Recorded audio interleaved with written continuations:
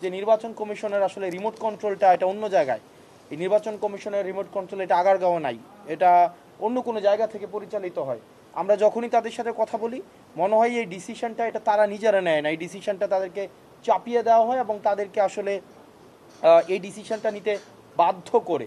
তো আমরা তাদেরকে বারবার আমরা জিজ্ঞেস করেছি, তাদের এই আচরণে আমাদের কাছে মনে হয় না যে তারা একটা সুষ্ঠু নিরপেক্ষ একটা নির্বাচন তারা পরিচালনা করতে পারবেন। এবং আমরা অবাক হয়েছি এই জুলাই পরবর্তী সময়ে নির্বাচন কমিশনের একজন সদস্য, উনি সাবেক উনি জাজ ছিলেন, রহমানের মাসুদ, উনি বলছেন যে নির্বাচন যদি সুষ্ঠু করতে হয়, নির্বাচন যদি অংশগ্রহণমূলক করতে হয়, সেক্ষেত্রে নাকি আওয়ামী লীগের অংশগ্রহণ প্রয়োজন।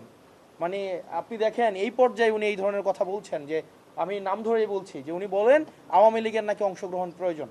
তো সেই ক্ষেত্রে দেখেন আমরা আগের সময়ে এই ধরনের কমিশনে বসে রাজনৈতিক বক্তব্য বা এই ধরনের বক্তব্য অংশগ্রহণমূলক, জনগণ একটা নির্বাচনে অংশগ্রহণ করছে কিনা সেটির উপরে আসলে নির্ভর করবে নির্বাচন কি অংশগ্রহণমূলক হচ্ছে কি হচ্ছে না।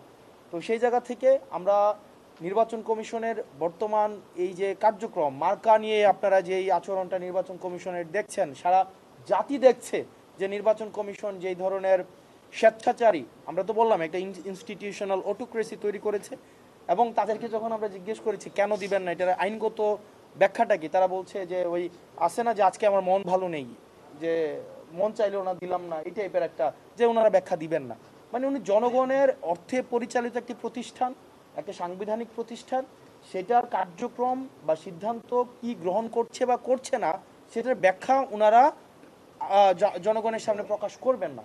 তো এটা একটা স্বেচ্ছাচারী আচরণ আমাদের সামনে প্রকাশ করতে হবে। এবং আমরা এই নির্বাচন ফেব্রুয়ারিতে যেটি হওয়ার কথা আছে, নির্বাচন কমিশনের বর্তমান কার্যক্রম পর্যালোচনা সাপেক্ষে আমরা এটা দৃঢ়ভাবে বিশ্বাস করি এই নির্বাচন কমিশন একটা অংশগ্রহণমূলক, একটা নিরপেক্ষ, একটা স্বচ্ছ, প্রতিনিধিত্বমূলক একটা নির্বাচন কমিশন নির্বাচন করার কোনো ধরনের কোনো যোগ্যতা নেই।